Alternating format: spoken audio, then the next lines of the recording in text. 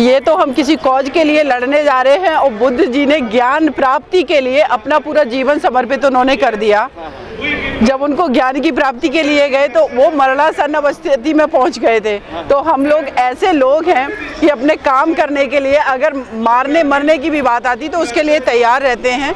आपका जो क्वेश्चन था कि हमें बहुत सारी धमकियां मिलती हैं, हाथरस केस में कर रही हूँ, नो डाउट मीडिया में भी ये चीज़ें आई और हमारे जो साथी हैं ये इसके चश्मदीद गवाह हैं कि किस तरीके से हम लोग अपनी जान को जोखिम में डाल करके ये लड़ाई लड़ रहे हैं। लेकिन सबसे बड़ी बात ये है कि जब हमारा देश आज़ाद हुआ, हमारे देश के अंदर लाखों लोगों ने कुर्बानी दे दी, उनका कहीं नाम पता नहीं है। तो जो इस भारत की जो नींव है, उस नींव में लोगों की शहादत दफन है। तो मैं भी देश की 49% आबादी जो महिलाओं की है, अगर उनका शोषण है, उनके साथ अपराध हो रहे हैं, उनको रात में 2 बजे 2:30 बजे उनकी बॉडी को सम्मान पूर्वक क्रिमेट करने की जगह ऐसे जलाया जाता है कि किसी जानवर की बॉडी को जलाया जाता है। ये देश में कौन लोग हैं, ये क्या मैसेज देना चाह रहे हैं? जब मनीषा वाल्मीकि को जलाया जा रहा था, उत्तर प्रदेश की सरकार इसके लिए पूरी तरीके से जिम्मेदार है। वो क्यों छीन करके उस डेड बॉडी को जला रही थी? पूरे देश में ये मैसेज देने के लिए कि इस देश का दलित समाज जो है उसकी इतनी ही औकात है, उसकी यही आइडेंटिटी है। और हम लोगों की ये डिग्निटी, हम लोगों की गर्मा, देश की इतनी बड़ी आबादी की आइडेंटिटी गर्मा वहाँ जल रही थी। तो ये जो लड़ाई है ये बहुत बड़ी लड़ाई है। एक सीमा अगर चली जाएगी इस दुनिया से, तुम मार लोगे लेकिन हमारे विचार को नहीं मार सकते। ये लड़ाई अभी जो एक मंच पर हमारे सर को ही बोल रहे थे कि ये आइडियोलॉजिकल लड़ाई है, ये लड़ाई कास्ट की नहीं है ना, ये लड़ाई एक अगर मैं कहूँ कि जेंडर की है, ये लड़ाई मानवता की है। अगर इस देश के अंदर पुरुष को भी उतना ही सम्मान है, उसको घूमने फिरने का हर चीज़ का सम्मान है, हर चीज़ वो कर सकता है, तो बेटियां क्यों नहीं कर सकती हैं? लोग अपने घर में बेटी को कहते हैं धीमी आवाज़ में बोलो, कम बोलो क्योंकि तुम्हें ससुराल जाना है।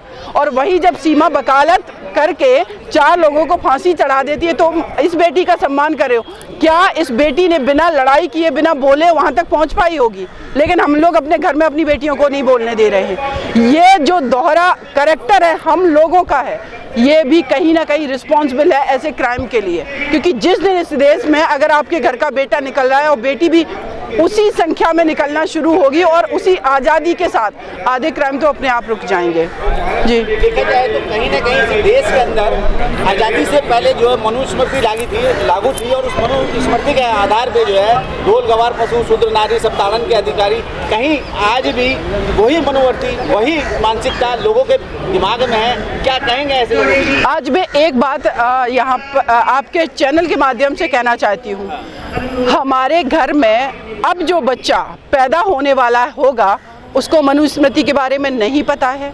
अगर उस बच्चे से हम कभी मनुस्मृति का जिक्र नहीं करेंगे, उसको नहीं पता है कि ऐसा कौन सा ये ग्रंथ है जिसने शोषण किया। मनुस्मृति को हम क्यों जिंदा रखे हुए हैं?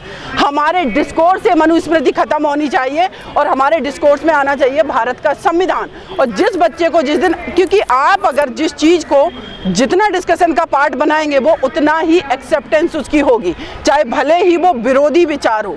और जिसका सीधा एग्जाम्पल आज हम अपने देश के प्रधानमंत्री के रूप में देख रहे हैं। डिस्कोर्स ही तो बनाया गया, उनके लिए नैरेटिव भी तो गढ़ा गया। तो मेरा यही मानना है कि उन नेगेटिव किताबों की जिन्होंने हमारे समाज में भेदभावपूर्ण रवैया अपनाने के लिए लोगों को प्रेरित किया, उस सारे डिस्कोर्स को हम डिस्कशन में लाएं ही नहीं। उन सारी किताबों का डिस्कशन बंद हो। किताबें कौन सी पढ़ी जानी चाहिए? संविधान भारत का, IPC, SC ST एक्ट, जो कानून बने हैं, जो महिलाओं से अधिकार की बात कर रहे हैं, जो इक्वलिटी की बात कर रहे हैं, उन सारी चीज़ों को पढ़िए। वो चीज़ें अपने आप सेकेंडरी हो जाएंगी। कोई व्यक्ति अगर आकर के आपसे ये कहेगा, आपको पता है मनुस्मृति में 4 तरीके के वर्ण व्यवस्था है, जब आपका बच्चा कहता है ये क्या होता है, वहीं पर डिस्कशन बंद और वहाँ पर इक्वलिटी की बात होगी। तो मेरा ये मानना है कि मनुस्मृति की चर्चा बंद हो जानी चाहिए। जिस तरीके से देखा जाए इस देश के अंदर बहुत सारे बलात्कार के चर्चित कहीं ना कहीं उसमें जो है बहुत सारे लोग आज भी जेल के बाहर हैं। ऐसे लोगों के लिए क्या कहेंगे? जैसे कि चिन्मयानंद की बात करें, दिलीप सेंगर की बात करें, इसके अलावा और भी कई लोग हैं, मैं यहाँ पर उन लोगों के नाम ही लेना चाहूँगा। क्या ऐसे लोगों को सरकार जेल में डालना चाहिए? सरकार उनको खुलेआम घूमने? देखिए, देखिए, एक तो सबसे बड़ी बात ये, आपने कहा हम नाम नहीं लेना चाहिए, जो ऐसे लोग हैं ना उनके नाम जरूर लेने चाहिए, पता तो चले हमारे देश के लोगों को। मैं नाम ले रही हूँ ना, हमारे देश के retired chief justice of India Ranjan Gogoi के ऊपर मोलेस्टेशन का मुकदमा दर्ज हुआ था। उनके साथ में जो कलीग काम कर रही थी, उनके कोर्ट रूम में उसने ये मुकदमा किया था, उसको हटा दिया गया नौकरी से। जब सुप्रीम कोर्ट की सारी वकील यूनाइट होकर के, एकत्रित होकर के गई, उन्होंने उस लड़की को बहाली पर लिया और अपना खुद का ट्रायल कर लिया। वो व्यक्ति बच जरूर गए हैं, लेकिन उन पर एक प्रश्न चिन्ह खड़ा हो गया कि हमारे देश के अंदर कोई भी व्यक्ति किसी भी सर्वोच्च पद पर चला जाए, चाहे वो चीफ जस्टिस ऑफ इंडिया हो सकता है, वो मिनिस्टर हो सकता है, वो राष्ट्रपति हो सकता है, वो कोई भी हो सकता है, और इसके लिए अगर वो उस पर्टिकुलर पद पे है तो हम ये नहीं कह सकते कि वो किसी स्त्री का मोलेस्टेशन नहीं कर सकता है, वो उसका इंडिविजुअल पद है। लेकिन मानसिकता उसकी जिस दिन बदलेगी, उस दिन उस पद का हम सम्मान करेंगे। अदरवाइज उस व्यक्ति, उस पद पर बैठा कोई भी व्यक्ति महिलाओं का शोषण कर रहा है, वो मेरे लिए सिर्फ और सिर्फ अपराधी है। आपको रोकते हुए मैं ये सवाल का जवाब नहीं मिल पा रहा, लेकिन मैं फिर आपको पूछिए आप। कहना चाह रहा हूँ, कहीं ना कहीं देखा जाए कद और पद के मामले में उस उच्च संस्थान के लोगों को भी बख्शा जा रहा है जिन्हों को जेल में जाना चाहिए। मेरा कहने का मतलब सेंगर की मैं बात कर रही हूँ, सेंगर कुलदीप सेंगर आजीवन, सुनिए, आजीवन, आप समझिए, पूरा केस समझिए। कुलदीप सिंह सेंगर बीजेपी का विधायक था, उसके ऊपर रेप के धाराएं लगी, 60 दिन के अंदर ट्रायल कंप्लीट हुआ, आज वो व्यक्ति आजीवन कारावास की सजा काट रहा है जेल में। हमारी आपकी जो आवाज़ है ना, ये कितने भी पावरफुल व्यक्ति को नीचे कर सकती है, लेकिन समस्या ये है कि यूनिटी नहीं है, यूनाइट नहीं है। हम लोग कभी जातियों में बट जाते हैं, कभी हम लोग धर्म में बट जाते हैं, कभी हम लोग क्षेत्र में बट जाते हैं। तो अगर ये चीज़ें नहीं होंगी तो डेफिनेटली चाहे कितना भी बड़ा व्यक्ति हो, वो जेल जाएगा। सेंगर जेल काट रहा है ना, चिन्मयानंद को भी केस अभी अंडर ट्रायल है, उनको भी होगी। और इस देश के अंदर ऐसा नहीं है, तरुण तेजपाल आपको याद होंगे, काफ़ी इंटेलेक्चुअल व्यक्ति थे, जेल काट के आए हैं ना बाहर। एक कौन सा चैनल था, उसकी कोई लेडी थी पत्रकार, अपनी बेटी के मर्डर केस में है ना, जो कि पूरे देश को एक नैरेटिव कर रही थी, आज वो खुद जेल में है ना। तो आप जो कानून है उसके पावर को समझिए, लेकिन ज़्यादा ज़रूरी है कि उस कानून का निर्वचन, उसका इम्प्लीमेंटेशन, उसको लागू कैसे कराया जाए, उसकी लड़ाई आपको लड़नी है। कानून अपने आप आपको न्याय नहीं दे सकता है, आपको लड़ना पड़ेगा। सीमा जी, आप एक चर्चित वकील हैं और आपका नाम भी बहुत अच्छा है। आप उन लोगों को केस लेती हैं जिनके पास खाने के लिए नहीं है, पहनने के लिए नहीं है, और बात ये आती है कि आपका खर्चा कैसे चलता है। मैं खुद एक एडवोकेट हूँ। मैं बच्चियों के, जो स्पेशली लड़कियां हैं जिनके साथ गैंगरेप होता है, जिनके साथ रेप होता है, उनके मैं दावे के साथ कहती हूँ मैं फ्री में केस करती हूँ। लेकिन वो केस फ्री में मैं अपने जो अदर केसेस हैं जिनकी अर्निंग होती है उससे करती हूँ। मेरे पास, मुझे बहुत लग्जरी लाइफ पसंद नहीं है और ना मैं लग्जरी लाइफ जीना चाहती हूँ। एक तरफ से पैसा आता है, दूसरे तरफ मैं खर्च करती हूँ, और ये मैं खुले तौर पर कह रही हूँ, कहीं से कोई फंडिंग नहीं लेती हूँ एक भी रुपया। और इसमें जो मेरे साथी हैं बहुत सारे, वो लोग हमारे साथ सफ़र करते हैं। सफ़र करने का मतलब स्ट्रगल कर रहे हैं, चाहे वो हाथरस जाना हो, चाहे वो लखनऊ जाना हो केस हियरिंग के लिए। कभी कभी ऐसा होता है कि हम लोग मॉर्निंग में सुबह निकले, रात में 8 बजे खाना खा रहे, हम लोग एक चाय तक नहीं पी पाते, ये कंडीशन होती है। लेकिन जुनून है, देश की बेटियों के लिए कुछ करना है। देश की 49% आबादी का सवाल है, दबे कुचले लोगों का सवाल है, तो हम इतना तो स्ट्रगल कर ही सकते हैं। जो लोग देश के लिए जान दे करके चले गए, उनसे ये हमारा संघर्ष है ना बहुत छोटा है अभी। तो यूनाइट होकर के, और जिस दिन हमें ज़रूरत लगेगी, मुझे लगेगा कि शायद मेरे पास पैसों की कमी है, मैं एक आवाज़ दूंगी। मेरा समाज, मेरे देश का व्यक्ति जितना हमें पसंद करता है, एक एक रुपया देगा ना, हम इस देश के अंदर हजारों बेटियों के केस एक साल लड़ने के काबिल हो जाएंगे। मैडम, बाबा साहब ने 1956 में कहा था, मुझे पढ़े लिखे लोगों ने धोखा दिया है। जिस समाज के अंदर 10 डॉक्टर और 20 वकील और इंजीनियर हो जाएंगे तो मेरे समाज पर किसी तरह की आँच नहीं आएगी। लेकिन आप जैसे लोग तो मेहनत करें, लेकिन जो आपसे बड़े हैं या छोटे हैं, लेकिन आज भी वो बीवी और टीवी में मस्त है। देखो सर, हम ऐसा नहीं कह सकते हैं। अगर पूरा हम विश्व की अगर हम बात करें तो हम कितने लोगों को जानते हैं? अगर आपसे हम पूछे सर एक बार कि आप एक बार में 5 मिनट में 100 लोगों के नाम गिना दीजिए जिनको आप लीडर के रूप में जानते हैं, तो शायद मुश्किल होगा। हर व्यक्ति का अपना एक तरीका है काम करने का। प्रजा भी होती है, आम पब्लिक भी होती है जो कि यूनाइट होकर के कभी कभी रोड पर निकलती है, जो कि हमने हाथरस केस में भी देखा, हमने निर्भया केस में भी देखा। निर्भया केस में जितनी बेटियां निकली थी उतने ही बेटे रोड पर निकले हुए थे लड़ाई करने के लिए। आज नाम सीमा का है क्योंकि सीमा लगातार उस लड़ाई को लड़ती रही, लेकिन इसका मतलब ये नहीं कि वो लोग साइलेंट बैठे थे। जब ज़रूरत हुई वो लोग यूनाइट होकर के आए।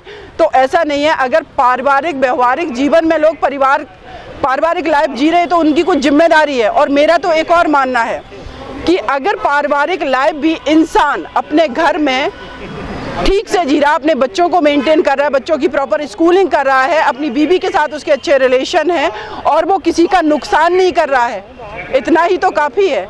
लेकिन जो लोग नुकसान कर रहे हैं वो सत्ता में बैठ करके आकर के उस परिवार को, जो मिडिल क्लास है, जो लोअर क्लास है, उसको डिस्टर्ब कर रहे हैं। उसको डिस्टर्ब कैसे कर रहे हैं वो? अगर उसके साथ क्राइम हो गया FIR नहीं होगी। अगर उस व्यक्ति ने कुछ ज़्यादा अर्न कर लिया तो टैक्स ज़्यादा लगेगा। तो इस तरीके से सरकारें परेशान कर रही हैं। तो मेरा अपना ये मानना है कि हर व्यक्ति आ करके एक जैसा काम नहीं कर सकता है। माननीय अंबेडकर जी, हमारे भीमराव अंबेडकर जी, एक बात बताइए कितना साल हो गया?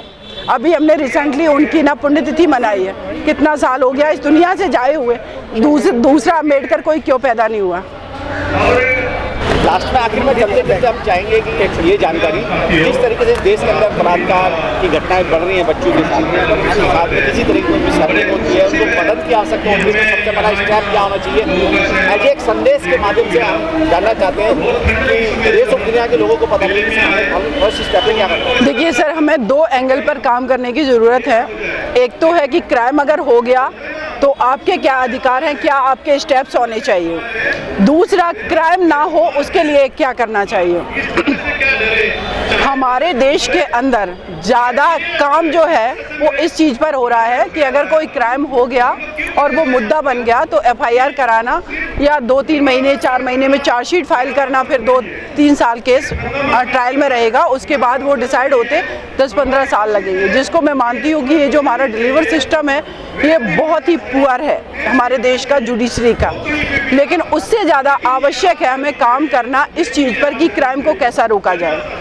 अब क्राइम ये हो क्यों रहा है, अगर इसको रोकना है तो हो क्या रहा है, उसकी जड़ तक अगर हमें पहुंचना है तो ये क्राइम करने वाले कौन लोग हैं, उनके माइंडसेट क्या है, वहाँ पर पहुंचना है। मैंने अभी पहले भी एक लोगों से डिस्कशन में ये बात बोली कि जो पितृसत्तात्मक समाज है जिसने सारे मानक गढ़े हैं वो इसके लिए जिम्मेदार है। और उस पितृसत्तात्मक समाज में ऐसा नहीं है कि सिर्फ पुरुष उसको फॉलो कर रहे हैं, स्त्रियाँ भी कर रही हैं। हमारे घर के अंदर एक बेटा एक बेटी है, दोनों में एक एग्जाम्पल दे करके थोड़ा डिटेल में आपको समझाना चाहूँगी। एक बेटा है एक बेटी है, दोनों 3 साल के हैं। हम उनकी परवरिश भेदभावकारी रवैये से कर रहे हैं। ये समाज में जो देश के अंदर हर जगह जो स्त्रियों के प्रति भेदभाव दिख रहा है और जो क्राइम हो रहे हैं, इसके लिए हमारे परिवार भी जिम्मेदार हैं। बेटी को हम क्या कर रहे हैं, घर के अंदर रख रहे हैं, बेटे को बाहर भेज रहे हैं खेलने के लिए, पढ़ने के लिए, पॉलिटिक्स करने के लिए, नैरेटिव करने के लिए, क्रिकेट खेलने के लिए, एवरीथिंग। और उस टाइम हमने अपनी घर में बेटी को किचन में भेजा है, उसको सुंदर दिखने के लिए हमने उसको कहा है कि तुम्हें सुंदर दिखना है, पतला दिखना है, बोलना कम है, धीमे बोलना है। अब आप सोचिए कि जब वो बेटी उस लड़के से भिड़ेगी जाकर के, जो किसी घर का लड़का जो क्रिकेट खेल रहा था, जो मीडिया में बात कर रहा था, जो चिल्ला रहा था, जो भाषण दे रहा था, जो पॉलिटिक्स कर रहा था, जिसके पास आर्म्स हैं, जिसके पास मसल्स पावर है, वो एक इनोसेंट सी बच्ची जिसको आपने कभी एक्सपोजर नहीं दिया, वो जब बाहर निकलती है और वो कमेंट छींटा कसी करेगा, आपको लगता है आपकी बेटी वो उसके साथ बराबरी कर पाएगी।